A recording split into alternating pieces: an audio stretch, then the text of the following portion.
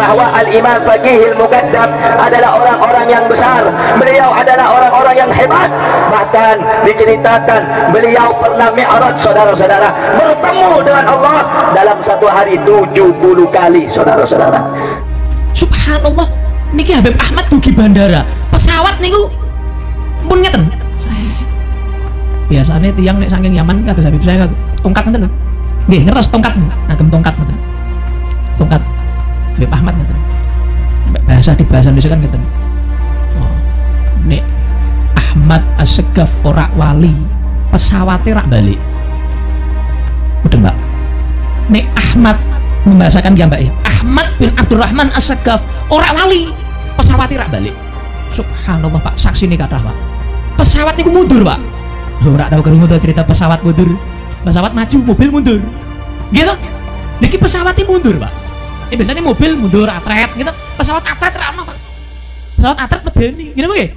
Iki pesawatnya subhanallah mundur malih. Pilotnya niku bingung. Sedaya niku sing bagian radar, bagian teng pundi niku lah ora mboten paham. Niku do bingung, Pak. Karena apa? Karomah Habib Ahmad bin Abdurrahman. Karena Syekh Abu Bakar bin Salim ini sangat luar biasa. Luar biasa. Bahkan ucapan beliau mengatakan, kalau aku tidak malu kepada Allah, pian sangat luar biasa. Yang pian belum pernah dengar dari biografi para wali-wali yang lain. Kalau aku tidak malu kepada Allah Ta'ala, maka neraka Jahannam itu akan aku matikan. Kalau aku tidak malu kepada Allah Ta'ala, maka neraka Jahannam itu akan aku matikan. Kalau aku tidak malu kepada Allah Ta'ala, maka neraka Jahannam itu akan aku matikan. Artinya Allah ini mengabulkan setiap doa Syekh Abu Bakar bin Salim. Kami adalah majikan kalian. Kami adalah pemilik bangsa. Kami adalah pemilik kedaulatan Indonesia.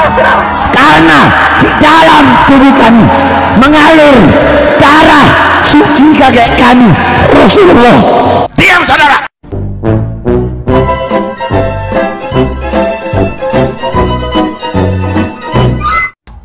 Assalamualaikum warahmatullahi wabarakatuh. Sahabat Akang Sepuh Channel, sahabat petani kampung yang berbahagia, alhamdulillah pada hari ini kita masih diberikan kesempatan, masih diberikan kesehatan untuk bisa saling bertatapan walaupun hanya sekedar dalam siaran. Baiklah sahabat Akang Sepuh Channel, sahabat petani kampung yang berbahagia, pada kali ini saya akan mencoba menanggapi, akan mencoba mereaksi, akan mencoba sedikit memberikan jawaban atas tuduhan-tuduhan keji yang mereka luncurkan. Tuduhan keji yang mana tujuannya untuk framing sering kita jumpai oleh mereka-mereka para pendukungnya Ba'lawi, atau mungkin oleh Ba'lawinya langsung ya. Karenanya ini di suatu kanal sosial media, entah itu dari YouTube ataupun dari Facebook, Twitter, Instagram, TikTok, dan lain-lainnya. Sering kita jumpai hujatan demi hujatan, caci makian, fitnahan, tuduhan keji yang mereka luncurkan gunanya untuk memframing, yakni pembunuhan karakter terhadap tokoh yang bertentangan dengan golongannya itu. Apalagi kan ini ya terkait nasab, tentunya ini merungkatkan feodalisme mereka, sistem perkasta-kastaannya mereka, yang mana selama ini kehormatannya itu ialah daripada menjual nasab Rasulullah SAW. Tentunya siapapun akan mereka hantamnya, mereka doktrin kepada pengikutnya, kepada pecintanya, kepada muhibinnya, agar senantiasa menggelorakan framing-framing demikian, fitnahan-fitnahan demikian. Nah, hal ini yang akan saya soroti, fitnahan kepada kita-kita selaku pendukungnya Ki Haji Imaduddin Utsman, atau langsung kepada Ki Haji Imaduddin Utsmannya itu ialah kita dituduh sebagai kaum Khawarij, kita dituduh sebagai kaumnya Wahabi, bahkan kita pun disandingkan dengan Syiah, disandingkan dengan liberal, bahkan kita dituduh kafir olehnya mereka. Padahal inti dasarnya itu ialah karena kita tidak mempercayai mereka sebagai keturunan Nabi Muhammad SAW. Karena kita berani menjelaskan fakta, menyampaikan fakta soal klan Ba'alwi itu bukanlah dzurriyyat Nabi Muhammad SAW. Nah, sebetulnya ini pemahaman yang sangat keliru. Perlu kita ketahui, kita tetap percaya dengan adanya karomah. Tapi karomah yang mana memang benar-benar sesuai syariat dan tidaklah bertentangan dengan akidah Ahlussunnah wal Jamaah. Nah, kita ini sebagai Ahlussunnah wal Jamaah, yakni jikalau sering disingkat Aswaja ya, percaya bahwa karomah itu nyata. Dan Allah pun bisa memberikan keajaiban-keajaiban tersebut kepada para walinya. Seperti dalilnya yang ada di dalam Al-Quran. Di Al-Quran disebutkan, Bismillahirrahmanirrahim, fataqabbalaha rabbuha biqabulin hasanin wa ambataha nabatan hasana wa kaffalaha Zakaria. Kullama dakhala 'alaiha Zakaria al-mihraba wajada 'indaha rizqa qala ya Maryamu anna laki hadza qalat huwa min 'indillah innallaha yarzuqu man yasha'u bighairi hisab. Nah, seperti ini. Dalil ini, ayat ini menunjukkan bahwa Allah Subhanahu wa taala bisa memberikan karomah kepada hambanya yang saleh. Akan tetapi perlu dicatat, karomah itu tidak mungkin melanggar syariat Islam ataupun logika sehat. Dan juga banyak referensi-referensi dari ulama Sunni tentang karomah. Kita percayai itu. Para ulama Sunni sepakat bahwasanya karomah itu nyata, tapi nggak semestinya kita asal percaya aja. Semisal Imam An-Nawawi dalam Syarah Sahih Muslim mengatakan bahwasanya karomah adalah sesuatu yang Allah berikan kepada hamba-hambanya yang bertakwa, namun tidak bertentangan dengan hukum syariat. Dan begitu pula Syekh Ibnu Taimiyah dalam Majmu' Fatawanya. Beliau juga menegaskan bahwa meskipun karomah itu nyata, kita harus hati-hati membedakan antara karomah yang benar dengan cerita-cerita palsu yang cenderung menyesatkan dan mengarah ke khurafat. Seperti apa khurafat itu? Yakni karomah yang bertentangan dengan syariat. Contohnya seperti ini. Ya, nanti kita coba kritik ya. Kita kritisi ada beberapa karomah yang mana memang ini sangat bertentangan dengan syariat. Ada ya, contoh, kita berikan contoh 4 lah ya. Cuman dalam hal ini kita belum naik ke tahap kritisi, kita baru penjabaran, kita prolog saja apa saja cerita yang mereka gelorakan itu. Contohnya seperti ini, ada cerita tentang karomah seorang Habib tentunya lah ya, seseorang yang meremas dada istri orang lain, itu ya buat alasan mistis tentunya. Nah, sahabat, Islam jelas melarang tindakan demikian. Bahkan Nabi Muhammad SAW pernah ngendikan, nanti kita langsung ini sajalah ke pembahasan mengenai hadis yang diriwayatkan oleh Muslim atas tanggapan yang demikian. Sekarang kita lanjut saja dulu. Kalau misalkan ada yang mengaku-ngaku karomah sampai melakukan hal yang jelas melanggar kehormatan orang lain, itu tidaklah masuk akal dan tidak sesuai ajaran Islam. Lalu soal cerita karomah bisa mi'raj 70 kali, itu malah bertentangan, sangat bertentangan dengan peristiwa mi'raj Nabi yang mana hanya sekali, dan itu jadi momen penting dalam sejarah Islam. Nah, sekarang kita masuk ke kritiknya ya. Tadi hanya prolog saja, dan ya dalil-dalil pun tidak saya sebutkan terkecuali memang yang tadi di Al-Quran itu surah apa ya? Surah Al-Imran kalau nggak salah. Monggo kalau misalkan salah, baik itu saya penyebutannya, pelafalannya ataupun ayatnya, mohon dihapunten, mohon dimaklumi. Ya, karenanya sedang monolog seperti itu sajalah ya. Nah, seperti ini. Ada juga contoh lain, katanya ada wali yang bisa mundurin pesawat. Pesawat terbang dimundurin oleh wali tersebut. Gini bro, kita hidup di zaman modern, di mana bandara penuh CCTV dan segala keajaiban seperti demikian pasti viral banget kalau misalkan benar itu terjadi. Dan faktanya tidak ada bukti yang kuat, hanya cerita-cerita dari mulut ke mulut yang tidak bisa dioperasikan.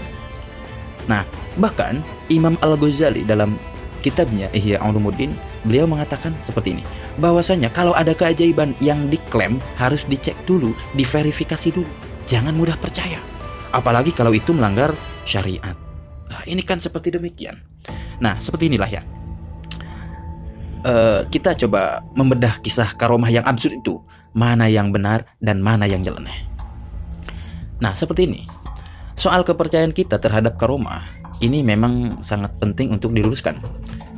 Ahlussunnah wal Jamaah percaya bahwa Allah Subhanahu wa taala bisa memberikan keajaiban yang luar biasa kepada wali-walinya yang saleh. Akan tetapi masalahnya ada cerita-cerita absurd yang nggak masuk akal. Begitu juga mereka melanggar syariat, dan kita harus bisa membedakannya. Semisal ini, ada karomah yang meremas susu istri orang katanya. Ini kan lucu. Kita aja yang awam harusnya ya yang awam yang menggunakan nalarnya ya, yang menggunakan akal logikanya ini Gak masuk akal sama sekali. Masa iya sih meremas susu istri orang lagi? Jangankan istri orang ya, meremas susu orang awal biasa saja. Itu kan ya nggak diperbolehkan gitu. Apalagi orang yang mengkaji entah itu dari fikih ataupun peradaban, bab adab dan yang lain-lainnya, ya ini sangat nggak masuk sekali gitu ya. Nah, ini contoh yang paling absurd dan tidak sesuai dengan syariat. Gimana mungkin perbuatan yang jelas-jelas haram seperti menyentuh aurat istri orang lain bisa dianggap karomah? Nah, dalam Islam, kehormatan seorang setiap muslim itu harus dijaga. Ya seperti halnya Rasulullah pernah ngendika, kullul muslimi alal muslimi haramun damuhu wa maluhu wa irduhu. Nah, setiap muslim terhadap muslim lainnya haram darahnya, hartanya, dan kehormatannya. Seperti yang tadi saya sampaikan di awal, hanya saja bentuk dalilnya tidak saya bacakan. Ini di hadis yang diriwayatkan oleh Imam Muslim tentunya. Silahkan baca, silahkan koreksi, silahkan teliti ya. Jikalau salah mohon dimaafkan, jikalau keliru ya mohon koreksinya. Nah, dari sini aja kita tahu bahwa cerita perihal karomah yang mana meremas susu istri orang itu jelas bertentangan dengan akhlak mulia yang mana diajarkan oleh Rasulullah SAW. Bukannya membawa manfaat, cerita semacam ini malah merusak akidah dan menimbulkan fitnah. Dan ada juga karomah ini nih, yang katanya Mi'raj 70 kali. Cerita Mi'raj 70 kali ini pun enggak masuk akal sama sekali. Ingat ya, peristiwa Isra Mi'raj yang dialami Nabi Muhammad SAW ini adalah momen sakral dan sekali seumur hidup.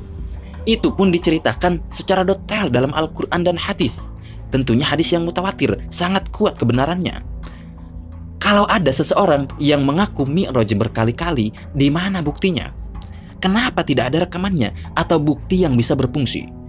Sebagai seorang muslim, kita wajib hati-hati dengan cerita-cerita yang tidak ada dasar kuatnya dalam Al-Quran ataupun sunnah. Kita tahu bahwa Rasulullah SAW cuma satu kali saja Mi'raj, itu pun seumur hidup. Mi'raj ini bukan main-main pemirsa. Allah Subhanahu wa Ta'ala sendiri yang ngatur perjalanan ini dengan tujuan yang sangat spesifik dan luar biasa. Beliau naik ke Sidratul Muntaha dengan menggunakan kendaraan buruk.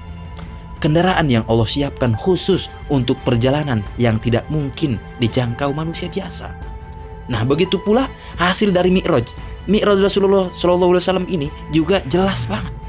Beliau membawakan perintah sholat untuk kita yang akhirnya jadi tiang agama dan punya kedudukan khusus dalam ibadah. Nah, coba sekarang kita bandingkan dengan klaim mereka, klaim Ba'alwi tentang leluhurnya itu, yakni Faqih Muqaddam dari klan Ba'alwi yang katanya bisa Mi'raj sampai 70 kali dalam semalam. Nah, dan bukan cuma itu, dia pun disebut-sebut Mi'rajnya naik keledai gitu. Kalau Nabi kan dengan buruk, dia itu naik keledai. Ini kan lucu itu. Nah, pertanyaan pertama yang langsung muncul kita ini, kalau Mi'raj ini hanya simbol kalau Mi'raj ini hanya simbol amalia sholat, kenapa ada detail sampai 70 kali gitu kan? Nabi simbolnya sholat, itu Mi'rajnya hanya sekali. Nah, terus kenapa harus ada cerita tentang kendaraan keledai sebagai prasana seperti buruk itu kan? Menyamakan kalau Nabi kan dengan buruk, mereka dengan keledai.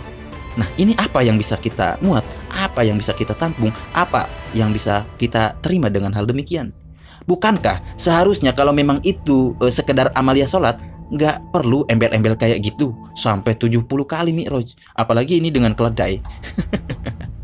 Aneh kan? Nah, kalau misalkan ada yang bilang Mi'rajnya Faqih Muqaddam ini cuma simbol atau lambang dari sholat, kita masih punya pertanyaan lain. Gini, keledai itu simbol apa? Kalau perjalanan Faqih Muqaddam ini memang punya makna spiritual, kok pakai keledai itu buat perjalanannya ke tempat tertinggi, yakni Sidratul Muntaha? Rasulullah saja dengan keistimewaan yang Allah kasih, Mi'rajnya pakai buruk, kendaraan yang tidak ada bandingannya di dunia ini. Nah, jadi kalau keledai ini memang punya makna simbolis, maknanya apa itu? Nah, dan juga kita bisa melihat daripada hasil Mi'rajnya Rasulullah SAW, yang mana berdampak langsung bagi kita khususnya umat Islam. Mi'raj beliau bukan sekedar perjalanan pribadi, namun menghasilkan perintah sholat yang membawa kebaikan besar bagi umat. Nah, kalau ada klaim Faqih Muqaddam Mi'raj sampai 70 kali, harusnya ada manfaat besar dong bagi umat. Tapi kalau misalkan hanya buat cerita-cerita saja yang mana tidak punya makna nyata atau manfaat buat orang banyak, kesannya malah kayak dongeng yang mana memang susah untuk dinalar. Nah, jadi Mi'raj pakai mukodam ini hanya sekedar amalat untuk jikalau memang Mi'raj pakai mukodam ini hanya sekedar amaliyah sholat biasa, kenapa dibikin sampai 70 kali bolak-balik ke Sidratul Muntaha dengan menggunakan keledai? Ini untuk apa? Yang membuat cerita itu tampak aneh. Kalau cuma buat sendiri ya nggak perlu diungkit sampai detail banget kayak demikian. Ya ini kan tidak logis pemirsa. Makanya kami yang kritis, loh apa sih ini? Dongeng macam apa lagi ini? Gitu. Bahkan ya ini bisa dinyatakan sebagai penistaan agama gitu. Ya kan? Bisa jadi. Karenanya dia itu seolah lebih tinggi derajatnya daripada Nabi. Nabi pun hanya sekali, dia itu sampai 70 kali. Ini sangat lucu. Lucu sekali. Coba buka nalarnya. Apa yang ada di pikiran Anda ketika mau menerima hal-hal demikian? Mi'raj sampai 70 kali ini ya sangatlah lucu pemirsa. Dan ada lagi karomah yang katanya bisa mundurin pesawat terbang. Nah, yang ini kan lucu. Pemirsa, bandara modern penuh dengan CCTV, sistem keamanan, dan pengawasan ketat sekali. Nah, kalau misalkan ada peristiwa karomah semacam ini, karomah mundurin pesawat terbang, itu pasti jadi berita besar, viral di media sosial, dan memicu kehebohan. Tapi kenyataannya, cerita-cerita ini hanya menyebar dari mulut ke mulut, tanpa satupun bukti yang bisa dipercaya. Rasulullah mengajarkan kita untuk menggunakan akal sehat, dan tidak mudah termakan cerita yang mistis yang tidak masuk logika. Ini lucu sekali, dan lucunya, para kiai-kiainya yang menjadi mukibin Ba'lawi percaya-percaya saja. Ini sangat bodoh sekali. Lebih bodoh daripada kita-kita yang orang awam ini yang memang ya sewajarnya kalau misalkan percaya pun karena kita tidak ngaji kan. Dan juga kita tidak memiliki pembendaharaan dibanding mereka-mereka yang mengaji akan tetapi masih percaya hal demikian. Ini lucu sekali pemirsa. Kemudian ada lagi karomah yang katanya bisa mematikan api neraka. Dan ini sangat super nyeleneh. Pemirsa, api neraka itu ialah salah satu bentuk hukuman yang sudah Allah tetapkan. Bahkan Nabi Muhammad pun tidak pernah menceritakan bahwasanya mematikan api neraka, melainkan menyelamatkan umatnya dengan syafaat, membawa mereka keluar dari neraka. Nah, Allah Subhanahu wa taala berfirman di Al-Qur'an tentang Rasulullah sallallahu alaihi wasallam, "Wa ma arsalnaka illa rahmatan lil alamin." Rahmatan lil alamin. Allah mengutus Nabi Muhammad melainkan untuk menjadi rahmat bagi seluruh alam, bukan untuk mematikan api neraka. Ini lagi-lagi lebih tinggi derajatnya daripada Nabi Muhammad SAW. Ini kan lucu pemirsa. Apalagi masih tetap mau menerimanya. Sangat di luar nurul. Bodoh sekali. Ini tanggapan nyeleneh saya ya. Mohon maaf, saya bilang bodoh bukan berarti saya lebih pintar daripada kalian-kalian. Enggak. Saya yang minimal saya punya modal sadar lah ya. Karena ya bisa dilihat bodoh tidaknya itu ya daripada kesadaran itu. Masa ya kita percaya dengan karomah demikian, karomah bisa mematikan api neraka. Sangat lucu sekali. Nah, Rasulullah adalah pemberi syafaat, bukan pemadam api neraka. Jadi cerita tentang wali yang bisa memadamkan api neraka itu jelas tidak sesuai dengan akidah Islam yang benar. Nah, kenapa cerita-cerita demikian kita tolak? Tidak masuk akal. Jadi gini, intinya gini, kita percaya karomah itu nyata, percaya sekali. Tapi kita nggak asal telan cerita-cerita aneh tersebut, yang mana tidak ada bukti dan dalilnya. Syekh Ibnu Taimiyah dalam Majmu' Fatawa mengingatkan kita untuk kritis dan tidak percaya dengan cerita khurafat demikian. Awas, saya dinyatakan Wahabi lagi karena bawa-bawa Ibnu Taimiyah. Karena kan mereka itu sangat sensi banget terhadap Ibnu Taimiyah. Padahal jika diulik, siapa itu Ibnu Taimiyah? Karenanya berhubung terbiasa digunakan oleh mereka kaum Muhabers ya, dijadikan senjata. Akhirnya diklaimlah Ibnu Taimiyah itu sebagai Wahabi. Ya padahal ya bukan itu kan. Makanya baca literasi yang banyak lah agar tidak mudah menuduh. Seperti itu. Dan di Islam pun yang mengajarkan kita untuk menggunakan akal sehat. Seperti di Al-Quran disebutkan, wa ma arsalna min qablika illa rahmatan illa rijalan nuhi ilaihim fas'alu ahla dzikri in kuntum la ta'lamun. Kan demikian. Jadi tanyakanlah kepada orang yang berilmu jika kamu tidak mengetahui. Artinya kita untuk menggunakan akal, untuk bisa menggunakan nalar kita dengan baik, menggunakan logika kita dengan baik. Jikalau kita tidak paham, kita wajib bertanya kepada ulama yang mana benar-benar paham akan hal ini, agar tidak keblinger dan malah melenceng dari ajaran yang lurus. Nah, jadi kepercayaan kita terhadap karomah itu tidak hilang kok. Tapi kita berpegang teguh bahwasanya karomah itu tidak mungkin bertentangan dengan syariat atau melanggar logika dasar. Kita diajari untuk seimbang, percaya dengan kekuasaan Allah, tapi juga tetap kritis dan tidak mudah termakan cerita-cerita aneh. Tetap jaga akidah, tetap cerdas, dan jangan mudah terperdaya. Berarti dalam ini karomah versus khurafat. Nah, kita percaya bahwa karomah itu anugerah dari Allah kepada hamba-hambanya yang saleh. Tapi kita juga tahu batasnya. Kalau ada cerita-cerita yang melanggar syariat atau tidak masuk akal, ya kita wajib skeptis.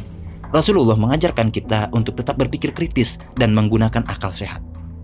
Intinya, percaya karomah itu wajib, tapi kita juga wajib pakai akal, dalil dan logika. Jangan mudah tertipu sama cerita-cerita yang berputar. Tetap pegang teguh ajaran Ahlussunnah wal Jamaah. Mungkin seperti itu saja yang bisa saya sampaikan. Kurang lebihnya mohon dimaafkan apabila ada kekeliruan kata ataupun dalil yang saya sampaikan, penyampaiannya keliru ataupun menjelimet seperti tadi, mohon dimaafkan. Karena ya seperti inilah. Rumah saya di pinggir jalan banget, kondisi panas juga, tidak ada kefokusan. Tetapi mau kapan lagi saya menyampaikan? Karena ya saya tidak keburu waktu, mohon maaf ya. Berapa hari saya tidak upload video, ada kali 3 hari 4 hari. Ini baru ada kesempatan upload, baru ada kesempatan untuk reaksi. Seperti itu ya. Kurang lebihnya mohon dimaafkan. Wallahul muwaffiq ila aqwamit thoriq. Wassalamualaikum warahmatullahi wabarakatuh.